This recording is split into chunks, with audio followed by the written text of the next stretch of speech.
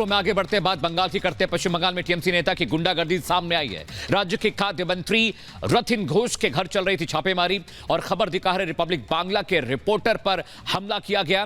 इसके साथ ही तृणमूल कांग्रेस के पार्षद ने कैमरा तोड़ने की धमकी दी, कोशिश की। बंगाल में पत्रकार पर हुए हमले की राजनीतिक दलों ने निंदा जरूर की है। राज्य के मुख्यमंत्री ममता बनर्जी पर उन्होंने निशाना साधा है। यह रिपोर्ट आपको दिखाते हैं।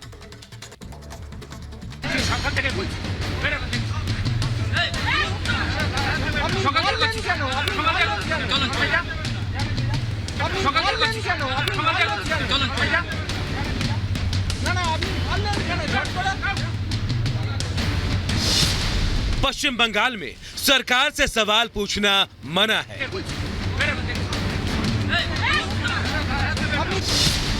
यहां राज्य में सरकार के खिलाफ खबर दिखाने पर पाबंदी है।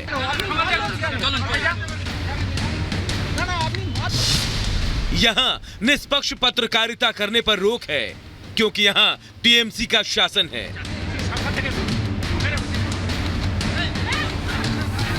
जी हां, ऐसा हम इसलिए कह रहे हैं क्योंकि हमेशा सच की आवाज उठाने वाले, आम जनता के हित की बात करने वाले रिपब्लिक बांग्ला की टीम पर टीएमसी नेता ने हमला किया।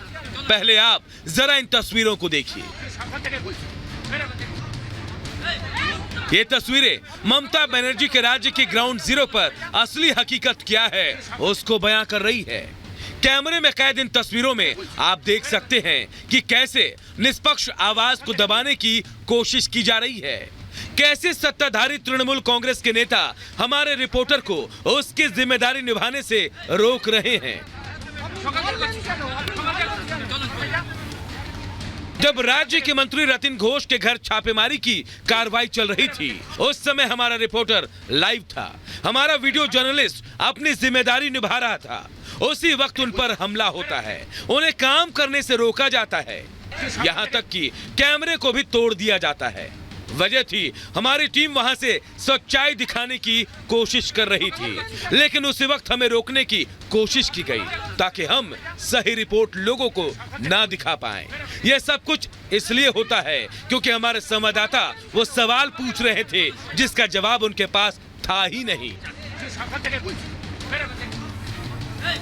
बंगाल में रिपब्लिक की टीम के पत्रकारों पर हुए हमले की राजनीतिक दलों ने भी निंदा की और मामले में राज्य की मुख्यमंत्री ममता बनर्जी पर जमकर निशाना साधा। देखिए, बंगाल में जो स्थिति है वो बहुत दयनीय है। आम आदमी का जीना दुभर है, बहन बेटियां सुरक्षित नहीं है और पत्रकार जो वहाँ की हकीकत को देश और दुनिया को बताने का काम करता है, अगर पत्रकारिता पर हमला हो रहा है इसका मतलब वहाँ कोई सुरक्षित नहीं है। निश्चित रूप से इस प्रकार की घटना सबको हिला देने वाली है और मैं सोचता हूँ इस पर सरकार को एक्शन लेना चाहिए और सरकार एक्शन नहीं लेती है तो कहीं न कहीं सरकार इसके लिए जिम्मेदार है। लोकतंत्र में बोलने की आज़ादी सभी को है और मीडिया उस बात को उठाएगा और आर भारत जिस प्रकार से उस बात को उठाता है तो वो उसको दुश्मन की तरह देखते हैं। इसलिए आज लोकतंत्र है और मोदी जी का शासन है, इसमें ऐसा कोई भी पाप करने वाला बच नहीं पाएगा, चाहे कितना भी बड़ा नेता हो या कितने बड़े परिवार से संबंध रखता हो। उत्तर प्रदेश सरकार में मंत्री दिनेश प्रताप सिंह ने भी घटना पर पश्चिम बंगाल सरकार को कटघरे में खड़ा किया। वहीं बीजेपी प्रवक्ता शहजाद पूनावाला ने इसे तालिबानी मानसिकता बताया है। हमारे इस चौथे स्तंभ पर प्रहार, लोकतंत्र पर भी प्रहार है। इसलिए हम लोग निसंदेह ये कह सकते हैं कि ममता जी को इस पर ध्यान देना चाहिए और लोकतंत्र के कारण ही हमारे देश की आवाज़ अच्छी बुरी हर तक पहुंच पाती है। तो इसको मजबूत रखना हर मुख्यमंत्री, हर दायित्ववान व्यक्ति की जिम्मेदारी होती है और अगर ऐसा हुआ है तो मैं उसकी घोर निंदा करता हूं और इस पर कार्रवाई होनी चाहिए। ये हमला केवल साइकत पर नहीं है, ये हमला रिपब्लिक बांग्ला पर नहीं है, ये रिपब्लिक पर नहीं है, ये हमला हमारे चौथे स्तंभ पर है, ये लोकतंत्र पर हमला है। परंतु दुख की बात यह है, ये इंडी गठबंधन जो लोकतंत्र बचाओ की बड़ी बड़ी बातें करता है, आज जो लोकतंत्र का गला घोटा गया है बंगाल में, उसके विषय में क्या इंडी गठबंधन और ये एडिटर्स गिल्ड और ये बाकी जो न्यूज़ समूह के जो ग्रुप्स होते हैं, क्या ये लोग एक वक्तव्य देंगे? रिपब्लिक बांग्ला के रिपोर्टर को अपने जिम्मेदारी निभाने से रोके जाने पर केंद्रीय मंत्री गिरिराज सिंह ने अपनी तीखी प्रतिक्रिया दी। केंद्रीय मंत्री ने बंगाल को अराजकता का प्रतीक बताया। ये लोकतंत्र के हत्यारा हैं और चोरी और सीनाजोरी है।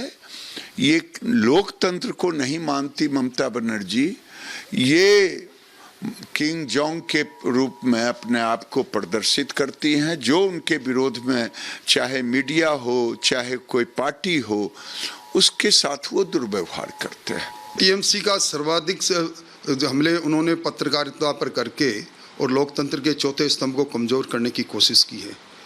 बंगाल का वातावरण पूरे देश से अलग है। वहाँ ऐसा लगता नहीं किसी लोकतांत्रिक पार्टी का शासन है, लगता है कि किसी राजा का शासन है।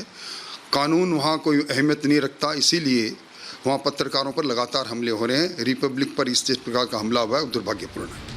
बंगाल में एक रिपोर्टर जो पूरी ईमानदारी के साथ अपना काम कर रहा होता है, उस पर ममता बनर्जी के राज्य में उन्हीं के पार्टी के नेता हमला करते हैं। उसे सिर्फ इसलिए निशाना बनाया जाता है क्योंकि वो निष्पक्षता के साथ सच दिखा रहा था।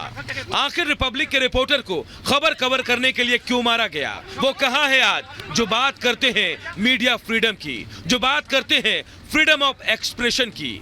वो उन लोगों के लिए खड़े तो हो जाते हैं जिनके ऊपर भ्रष्टाचार के आरोप है, लेकिन वो पत्रकार जो सवाल पूछता है उस पर हमला होता है तो वो चुप्पी साध लेते हैं। ऐसे में आज रिपब्लिक भारत सवाल पूछ रहा है, आखिर ममता की पुलिस इन गुंडों पर एक्शन कब लेगी और ममता बनर्जी इस मामले पर अपने नेताओं पर एक्शन लेगी या फिर नहीं? Bureau report, Republic Bharat.